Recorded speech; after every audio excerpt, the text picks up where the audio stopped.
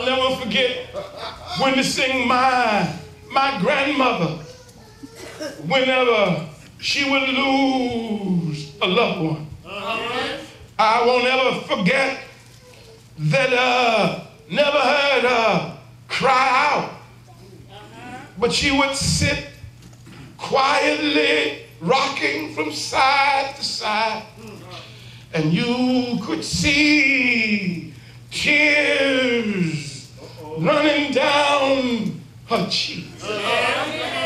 And you know, it would just tear my heart up to see Big Mama cry. But Big Mama would ultimately comfort me. And she would comfort me with these sweet words. She would simply say, the Lord's will must be done.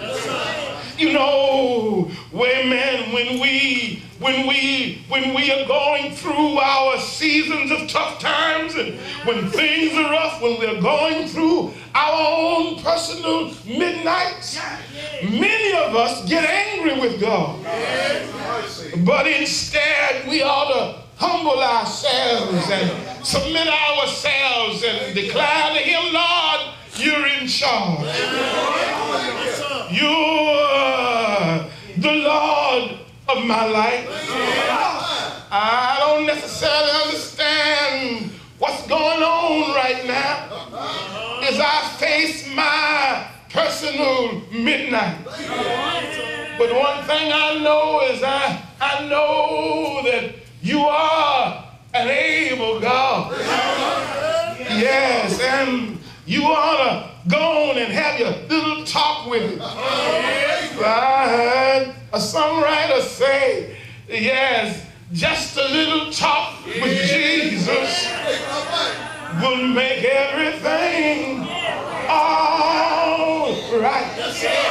Yeah, and you know, you just can't pray for real without ultimately getting to a place of praise.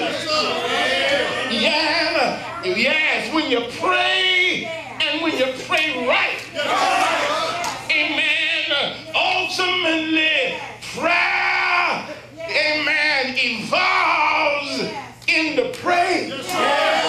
Amen, and all the list of stuff you started off asking God for ultimately will turn into your praise list.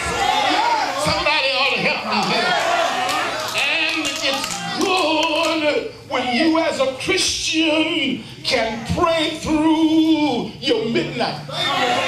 For rest assured that somebody is watching. Just like they were watching and hearing Paul and Silas. Then there's just one more reason that we ought to pray and sing at midnight. And that is because not only is God still God, and not only, yes, does He still want to use our witness, but because He will still bless our work. Even at midnight. Yes, not only did God bless their work, but He came to see about it. Somebody ought to help me here. Elvis Presley had a song that he called the Jailhouse Rock. But I've come to tell you, Elvis didn't know a thing about this kind of rock.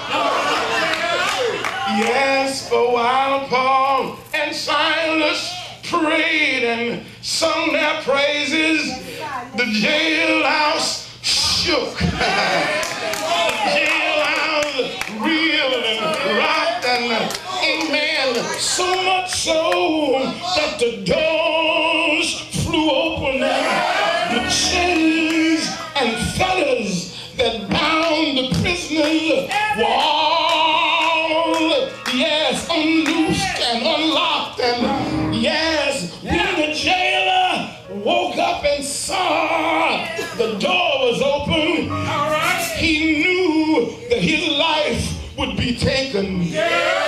so he took out his sword and prepared to kill himself. But Paul says, wait a minute, don't hurt yourself. We are all here. Now, isn't that interesting? The doors to the jail was open, but the prisoners didn't go nowhere. I wonder why they stayed in the jail. In case you hadn't recognized it yet, the Lord was in there with them. And even the prisoners knew that that was a sweet place to be. Somebody ought to help me here. Yeah, not only was it a sweet place to be, but the jailer, yes, didn't kill himself, but he asked Paul, what must I do to be saved? Yes, I'm glad to tell you this morning that not only did the jailer get saved, but his whole house. Is the Lord all right? Yeah, what must I do to be saved? Well, let's notice what Paul did not tell him. He did not tell him to join church. He did not tell him to join the usher board. Choir. He did not say, yeah, you have to do